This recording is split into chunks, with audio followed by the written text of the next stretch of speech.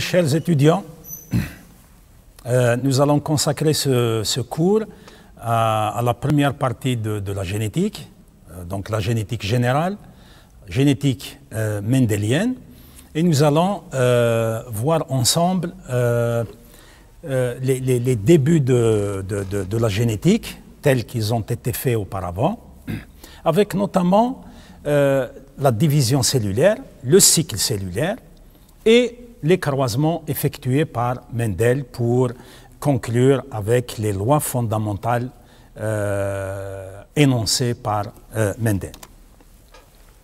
Le cycle cellulaire représente la partie la plus importante dans la vie de la cellule. Nous avons un cycle ou bien une partie G0 où les cellules sont quiescentes. Les cellules quiescentes, c'est-à-dire ce sont des cellules qui sont dans l'indivision, elles sont au repos, elles ne se divisent plus, ou bien c'est des cellules qui viennent de quitter la division, elles ont fait leur division pour se reposer et éventuellement entamer le cycle suivant. Le cycle G1, ou bien la partie G1, c'est lorsque les cellules se décident à y aller vers un cycle de division, un deuxième cycle de division. Et il existe un point de non-retour. Le point de non-retour, c'est lorsque les cellules sont commises. Elles ont décidé d'entrer en division cellulaire, en mitose ou en méiose. Et là, elles vont entrer dans la phase S, qui est la phase de synthèse de l'ADN, donc la phase de réplication de l'ADN, ainsi de suite. Donc tout ce qui est réplication du matériel génétique, suivi d'une partie de prolifération en quelque sorte, et un point de contrôle entre G2 et M. Lorsque l'ADN est répliqué, les cellules vont aller en division cellulaire. Et à chaque fois, il y a des points de contrôle pour que la cellule, soit elle quitte, soit elle continue. La division cellulaire, mitose ou méiose, sont les éléments clés de la croissance pour la mitose et de la régénération pour la méiose. C'est ici qu'on forme des gamètes. C'est ici que l'on réduit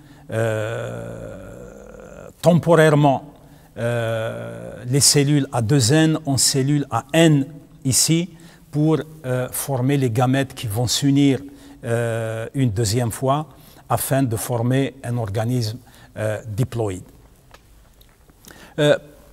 Nous allons suivre ici l'évolution de deux paires de chromosomes, que ce soit en mitose ou en méiose. Regardez bien en mitose comment les chromosomes sont indépendants les uns des autres et regardez en prophase déjà comment les chromosomes homologues, regardez cette paire et cette paire, regardez les chromosomes homologues, comment ils s'unissent en paires et s'échangent du matériel génétique.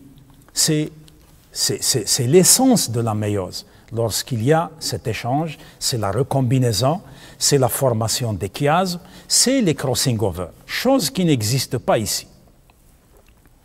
En métaphase, les chromosomes s'alignent de façon presque aléatoire sur la plaque équatoriale dans le cas de la mitose, mais dans le cas de la méiose, ils s'alignent d'une façon longitudinale, de telle façon à ce que chaque paire de chromosomes soit alignée de telle façon que les centromères soient orientés vers le haut ou bien vers le bas pour par la suite réaliser la division réductionnelle qui réduit le nombre de chromosomes.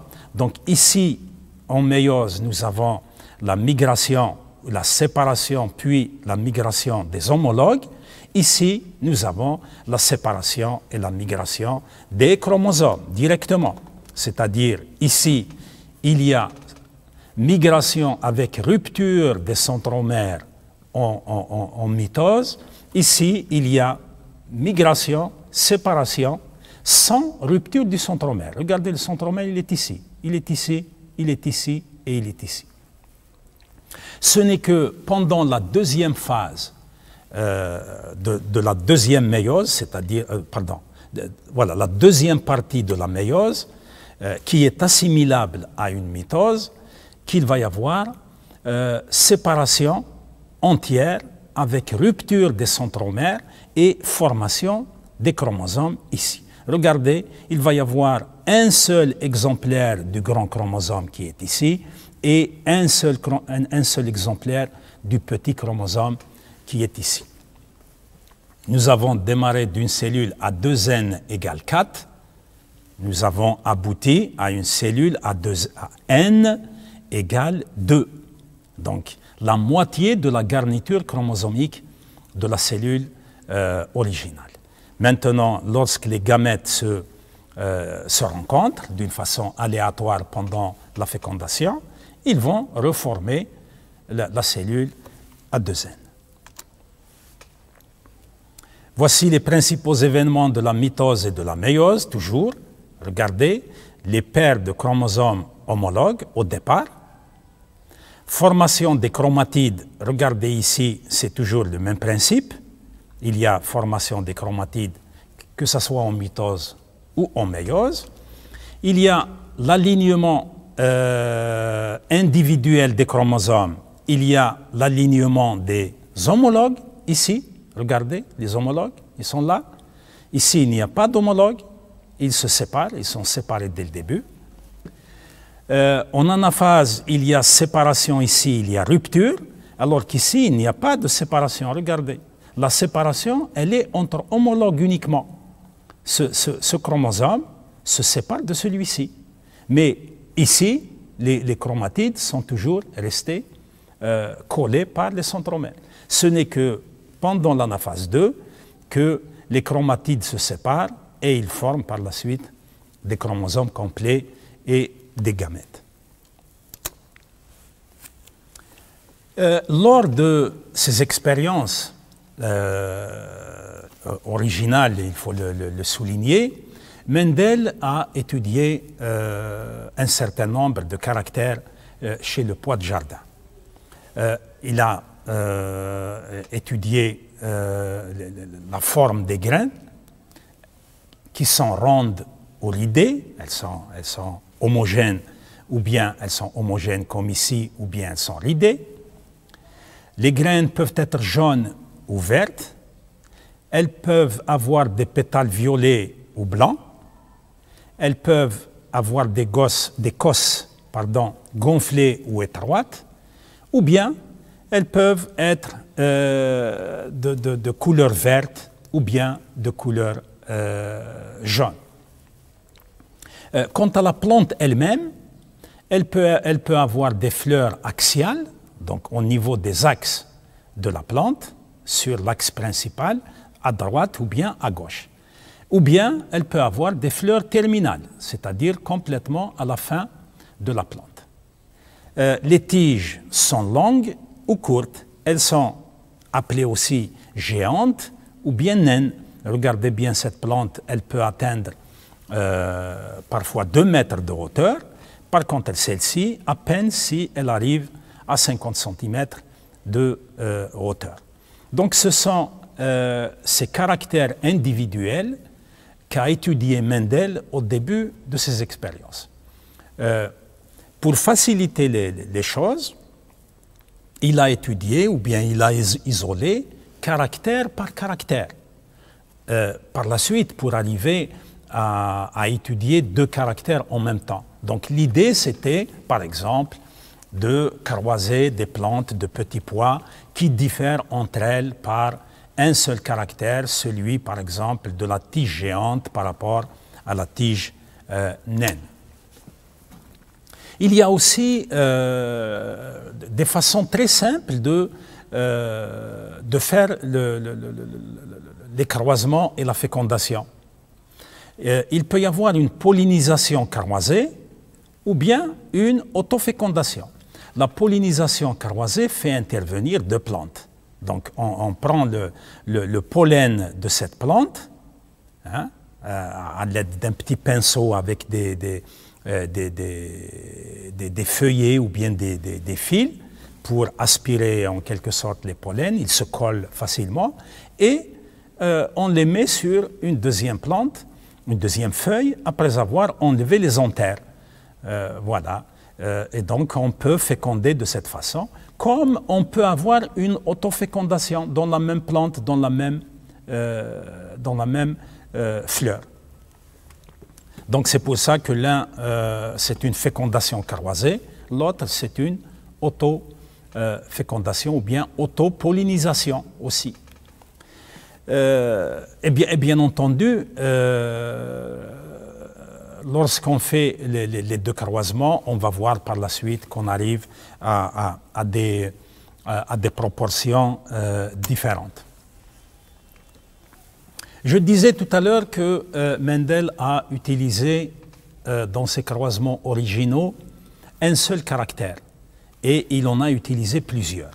Les premiers qui ont été utilisés, les voilà, donc les phénotypes des parents. La graine, elle est lisse, elle est croisée par un deuxième parent dont la graine est ridée.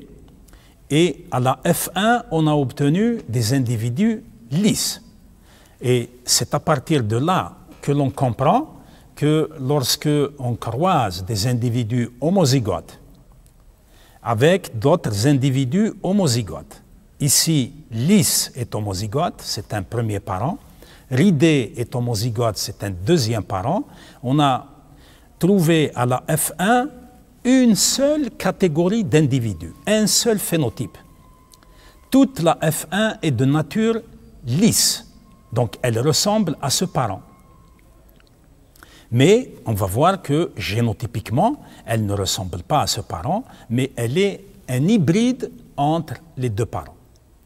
Lorsque les graines lisses de la génération F1 ont été semées, puis la récolte a été réalisée la saison d'après, nous avons obtenu un certain nombre de graines, vous pouvez le constater ici, 5474 de graines de forme lisse contre 1850 de forme ridée, avec un rapport qui est très proche de 3:1, ou bien 75%, 25%, 3/4 contre 1/4. La même chose dans le deuxième croisement, quand les graines sont jaunes ou bien vertes. À la fin, on s'est retrouvé avec la F1 de couleur jaune et la F2 avec un rapport 3,01 pour 1, donc c'est toujours 3/4 de plantes ayant donné des graines de couleur jaune contre 1/4, c'est des graines à couleur verte. Les pétales aussi, c'est un caractère pourpre ou bien blanche. À la F1, nous avons trouvé une seule couleur, c'est pourpre, et même s'il y a une légère déviation pour 3/4 ici, et 1/4, mais ça reste toujours 3/4, 1/4 pour la distribution entre pourpre et la couleur blanche.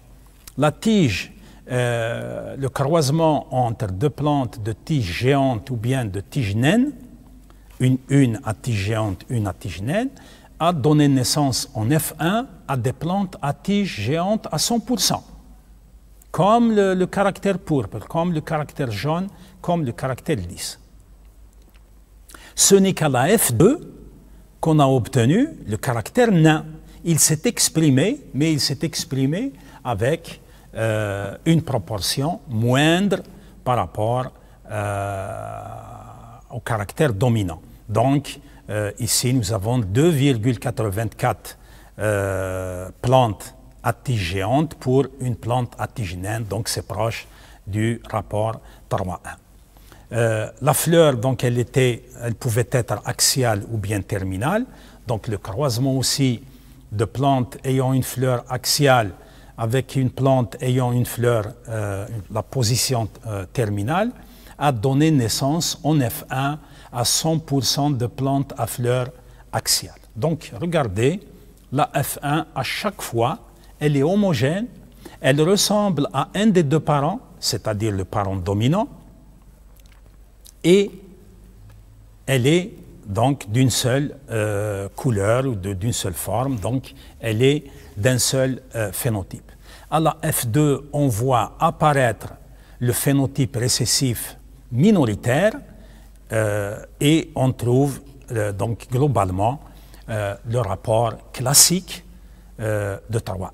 Mendel a constaté qu'à chaque fois qu'on croise deux individus qui diffèrent par un seul caractère, à la F1, on trouve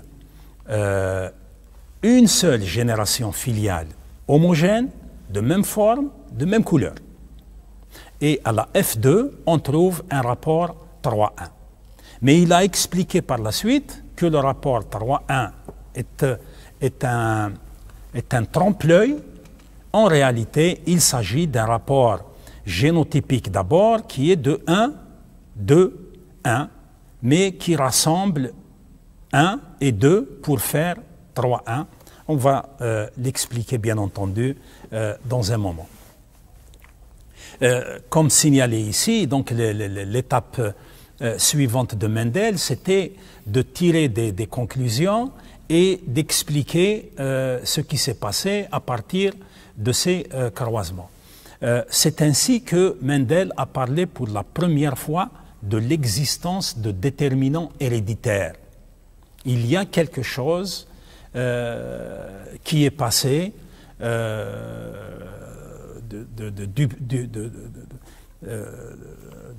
du parent 1 en association avec le parent 2 pour former le nouvel individu. Aujourd'hui, c'est ce qu'on désigne par des gènes ou bien par des allèles, mais à ce moment-là, Mendel n'a pas utilisé le terme gène, mais uniquement des déterminants héréditaires ou bien des facteurs héréditaires.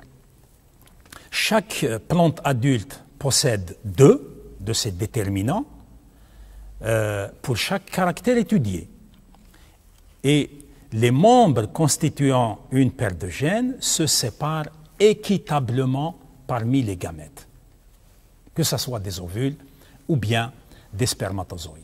Donc pendant la formation des gamètes, il y a séparation, et c'est ce qu'on avait vu il y a un moment lorsqu'on a évoqué la méiose. Il y a séparation des homologues d'abord, puis des chromosomes pour que chacun ou chacune des cellules, chacun des gamètes qui sont formés prendra un seul exemplaire du caractère ou bien de n'importe quel caractère.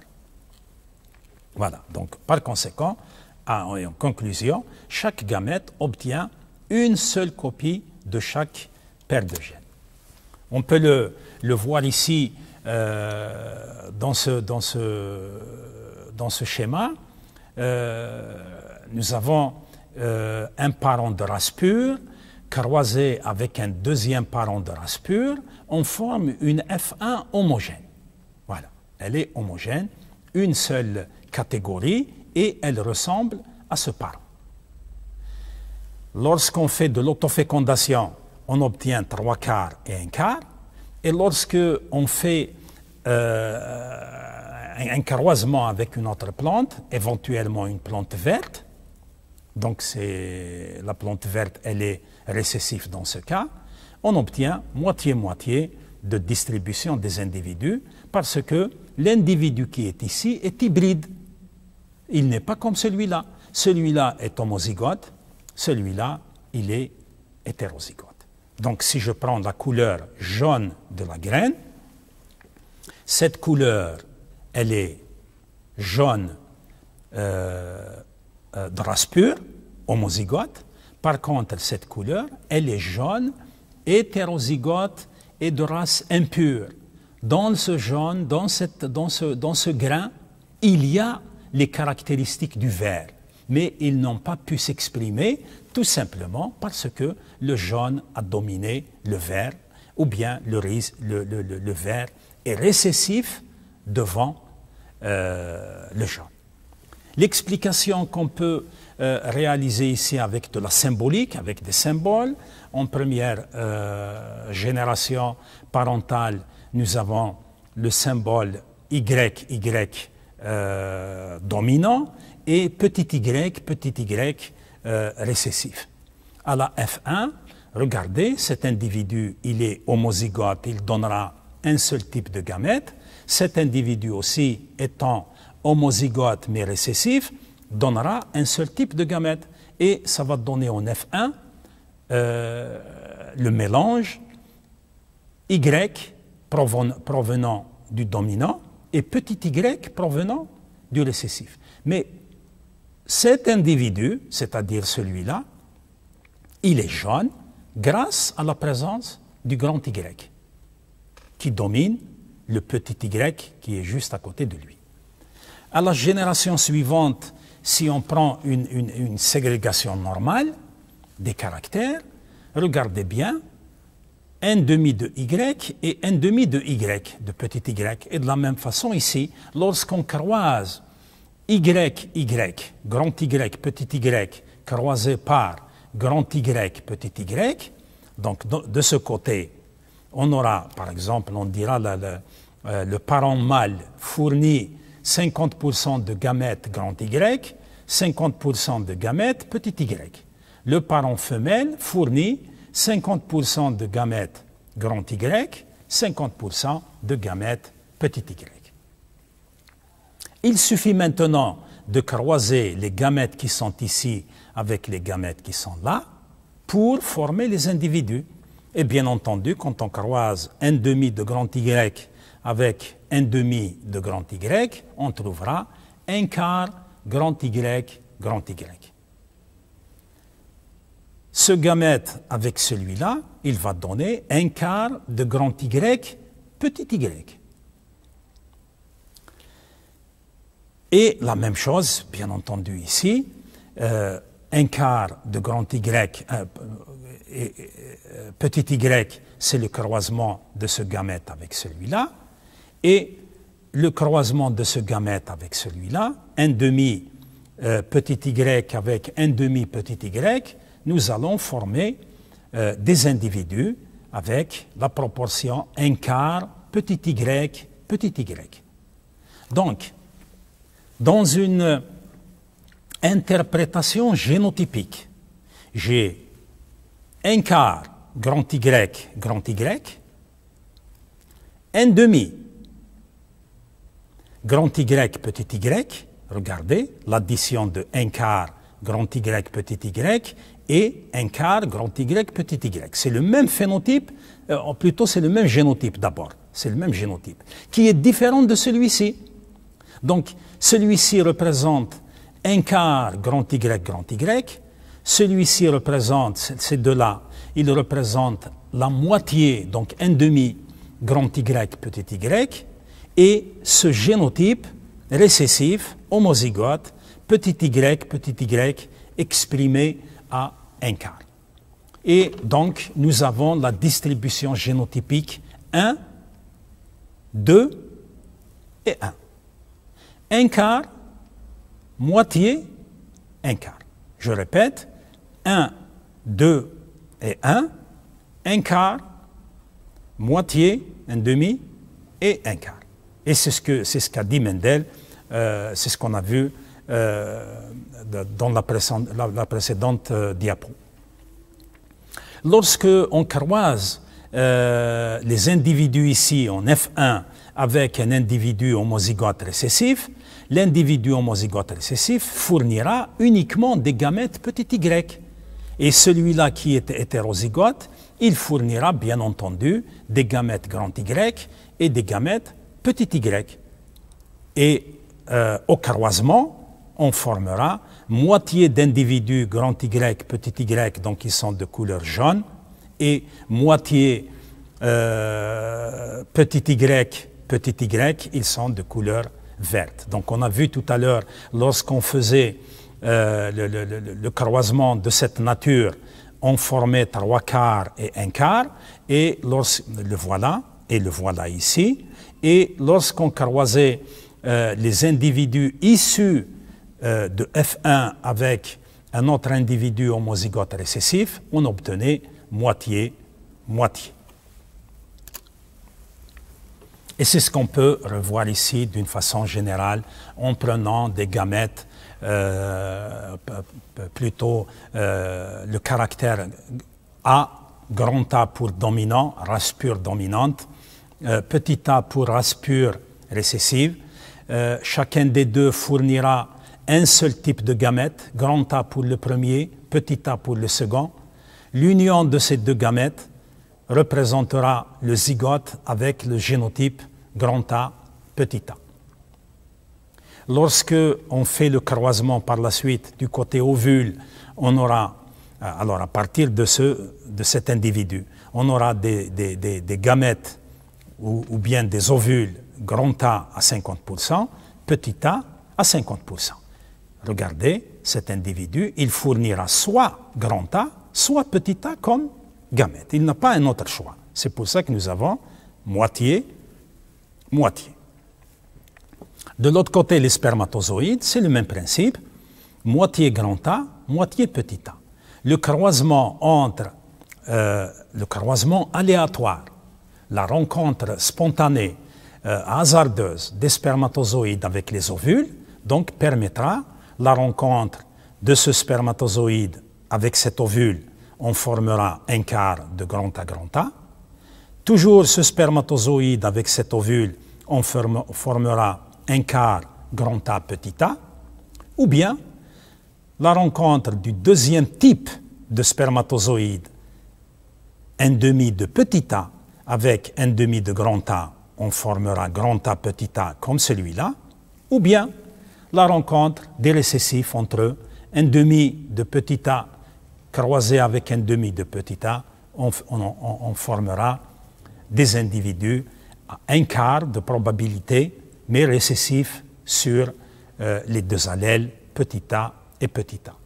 Le rapport final du génotype, il est 1 ou bien un quart grand A, la moitié grand A petit a et un quart petit a.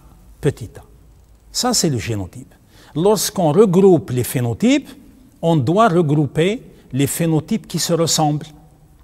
Celui-là, il est génotypiquement grand A, celui-là, il est génotypiquement grand A petit a, ils sont différents génotypiquement, mais ils sont identiques phénotypiquement. C'est pour cela qu'on les met dans la même classe phénotypique et ça va donner 3 quarts d'individus de phénotype commun contre un quart d'individus d'un autre phénotype. À partir de ce point, Mendel est arrivé à énoncer sa première loi de ségrégation des caractères. Le principe de la ségrégation qui stipule que deux membres d'une paire d'allèles, d'une paire de gènes, se séparent l'un de l'autre pendant la formation des gamètes. Donc pendant la formation des gamètes, il y a des chromosomes, il y a des allèles, nous en avons tous 2 exemplaires, l'un on l'a hérité de notre père, l'autre de notre mère, mais pendant la formation des gamètes, chaque gamète retiendra un seul exemplaire, une seule copie, et dans le but de s'unir par la suite pour reformer l'individu diploïde. Les progénitures seront formées par une combinaison aléatoire des gamètes. Donc vous avez des gamètes issus du parent mâle, des gamètes issus du parent femelle. L'union aléatoire de ces parents va former des individus de phénotypes différents. Puisqu'il s'agit chez les organismes supérieurs, notamment chez l'être humain, il y a la méiose. La méiose, à cause du brassage des chromosomes, à cause de leur rencontre, à cause de la méiose, à cause de la recombinaison génétique, il y a échange de matériel génétique. Donc les chromosomes que l'on retrouve à la fin dans les gamètes ne sont jamais les mêmes. Et c'est ainsi que nous ne nous ressemblons pas. Même dans une même fratrie de plusieurs individus, il y a toujours des différences significatives entre les frères et sœurs de la même famille, sauf s'il s'agit bien entendu de vrais jumeaux. Dans ce cas, ils vont se ressembler, comme on dit, comme deux gouttes d'eau. En proposant le principe de ségrégation, Mendel a clairement différencié, et pour la première fois, entre les facteurs, ou bien les déterminants dont il a parlé la première fois, qui déterminent les gènes, les traits, donc le génotype, et les traits eux-mêmes. Les traits, c'est ce qu'on appelle le phénotype. Le phénotype, donc, par exemple, la forme de l'œil, c'est un phénotype. L'ensemble des gènes qui gouvernent la forme de cet œil, c'est le génotype. Par la suite, beaucoup de chercheurs se sont initiés à croiser des individus divers. Notamment, on est sorti de la plante, du petit pois. On est allé notamment vers la drosophile. Après avoir fait le tour au niveau de la drosophile, on est allé vers les mammifères, notamment les souris et les cochons d'Inde. Et c'est l'exemple qui a été pris ici en considération. Les cochons d'Inde, ce sont des petits mammifères qui ont un pelage. Donc, on peut étudier la coloration de ces cochons d'Inde. Lorsqu'on considère chez ces animaux, ces petits animaux, que la couleur noire domine la couleur blanche, on part du principe d'un gène grand B qui domine le gène petit b, ou bien de l'allèle grand B qui domine l'allèle petit b. Donc on peut croiser des individus noirs homozygotes avec des individus noirs homozygotes, donc la même catégorie d'individus. D'un point de vue génotype, ils sont grand B, donc ils sont noirs à 100%. Et lorsque on croise ces individus entre eux, grand B, croisés par grand B, on ne peut former que des individus du même génotype grand B et de phénotype noir à 100%. Lorsqu'on croise en deuxième point des individus noirs homozygotes avec noirs hétérozygotes, donc grand B croisé par grand B petit b, on obtient la moitié des génotypes sont grand B et l'autre moitié, elle est grand B petit b. Mais phénotypiquement, ils sont tous noirs à 100%. Ces individus sont noirs homozygotes, ces individus sont noirs hétérozygotes. Lorsqu'on croise des individus noirs homozygotes avec des blancs, noirs homozygotes grand B, blanc petit b, on obtient, c'est exactement l'exemple de Mendel tout à l'heure avec les plantes, on obtient des individus hétérozygotes de race impure, grand B, petit b, mais ils sont noirs à 100%. La présence d'un seul grand B, comme ici d'ailleurs, la présence d'un seul grand B empêche l'expression de petit b et fait en sorte que le pelage sera de couleur noire. En quatrième lieu, lorsqu'on croise des individus noirs hétérozygotes avec des individus de même phénotype, noirs hétérozygotes et de même génotype, grand B croisé par grand B, on revient c'est comme si on a croisé les individus de F1 de tout à l'heure, ceux de Mendel, pour obtenir une deuxième génération. Donc, grand B petit b croisé par grand B petit b nous donne un quart grand B, moitié grand B petit b, donc tout ce beau monde représente 3/4 de noir, contre un quart petit b qui donne des blancs. Le cinquième type de croisement monohybride qu'on peut réaliser, c'est des individus noirs hétérozygotes contre des blancs. Noir hétérozygote grand B petit b contre petit b. Ça nous donne moitié grand B petit b, moitié petit b. Regardez bien, celui-là il donne deux types de gamètes, celui-là il donne un seul type. Le petit b qu'il donne ici comme gamète, il a la possibilité de se croiser avec le petit b, donc il va donner des petits b, ou bien il a la possibilité de se croiser avec le grand B et on aura des individus grand B petit b, donc noirs. Le sixième type de croisement, il s'agit de croiser des individus blancs entre eux. Et voilà. Petit b croisé par petit b, on obtient 100% petit b. C'est à peu près ce qui s'est passé ici. Homozygote, on obtient des homozygotes. Homozygote, on obtient des homozygotes. La différence, c'est que c'est des homozygotes dominants et ici, c'est des homozygotes récessifs. Il n'existe pas un septième type de croisement qu'on peut évoquer ici. Ce sont les 6 types de croisement homo-hybrides ou bien monohybrides qu'on peut rencontrer dans la nature si l'on considère bien sûr un seul caractère à la fois. Le test cross est un exemple particulier de croisement qui échappe, bien entendu, aux lois de Mendel, mais il n'échappe pas au principe fondamental de la ségrégation. Ici, le test cross, comme son nom l'indique, en anglais, test, donc vous pouvez le comprendre, cross, c'est le croisement. C'est un croisement test, on teste les individus. On essaye de lever un doute sur l'appartenance génotypique de l'individu. C'est pour ça que j'ai donné cette définition. Le test cross est réalisé afin de lever le doute entre un individu homozygote et un autre hétérozygote de même phénotype. Voilà. Tout à l'heure,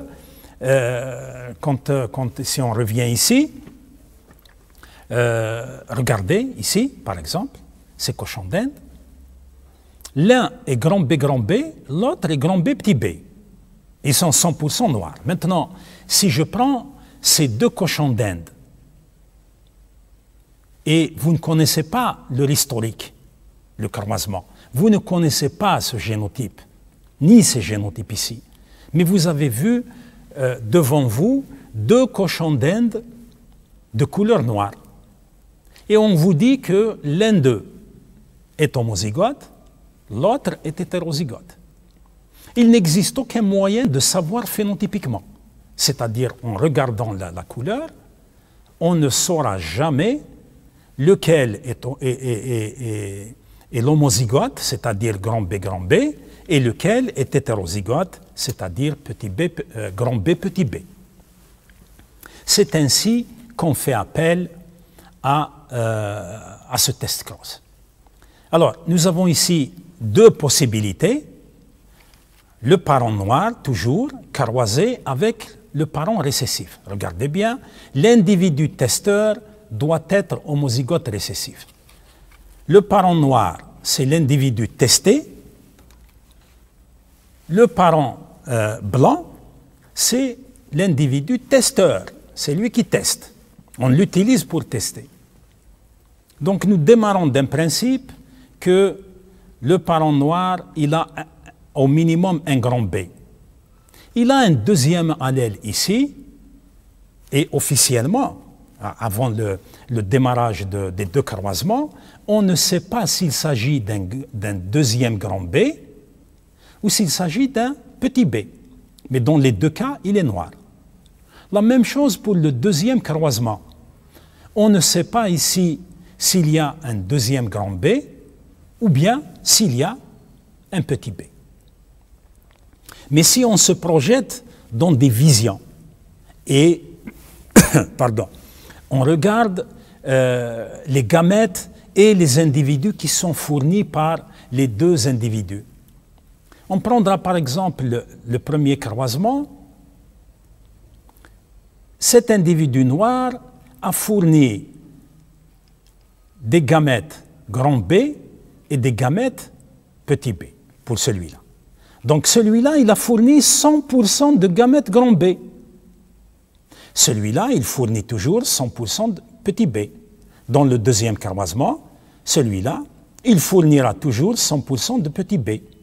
Et cet individu, il a fourni, contrairement à celui-là, contrairement au premier, il a fourni 50% de gamètes grand B et 50% de gamètes petit b. Au génotype, on trouve 100% de gamètes, 100% grand B petit b, et de ce côté, 50% de génotype grand B petit b et 50% de génotype petit b. Donc, les individus qui sont ici, ils sont tous noirs, grand B petit b. Les individus qui sont ici, ils sont noirs et blancs. Théoriquement, moitié noir, théoriquement, moitié blanc. Et la conclusion ici, c'est que du moment qu'on a trouvé ici des individus noirs à 100%, on revient maintenant vers le haut, c'est pour conclure que la femelle qui a été utilisée ici, elle devait être de génotype homozygote. Pourquoi elle doit être de génotype homozygote? Parce que elle a donné le croisement avec un individu blanc, a donné naissance à 100% d'individus noirs, malgré le fait que l'individu blanc a donné le gamète récessif. Mais parce que cette femelle qui est là a donné 100% de gamète grand B, le petit b n'a pas pu faire le poids et n'a pas pu s'exprimer. D'où la naissance de 100% d'individus ayant la couleur noire de leur pelage. Automatiquement, la deuxième femelle, elle est hétérozygote, mais elle est hétérozygote. Pourquoi? Elle est hétérozygote parce que son croisement avec le parent blanc a donné naissance à des individus blancs. Ces individus blancs ne peuvent être formés que sous une condition qui doit se réaliser, une double condition. L'une, c'est la rencontre de petit b en provenance du parent blanc, et un deuxième petit b qui provient du parent noir. Donc, cette cochon d'Inde, cette femelle, elle doit être obligatoirement hétérozygote de génotype grand B, petit b. Voici comment on peut faire la distinction entre deux cochons d'Inde, tous les deux noirs, mais l'un d'entre eux est de génotype homozygote dominant, par exemple grand B, et l'autre de génotype hétérozygote, mais toujours dominant, puisqu'il donne la couleur noire, mais de génotype grand B, petit b. Voilà, j'arrive à la fin de cette première partie, si on peut la nommer ainsi, de la génétique mendélienne, qui est dédiée spécialement au croisement entre deux individus qui diffèrent par un seul caractère, mais avec la caractéristique de dominance, c'est-à-dire un allèle domine l'autre. Et donc nous avons vu la première loi fondamentale de Mendel, qui est la ségrégation des caractères pendant la formation des gamètes. Je vous remercie pour votre attention et on se verra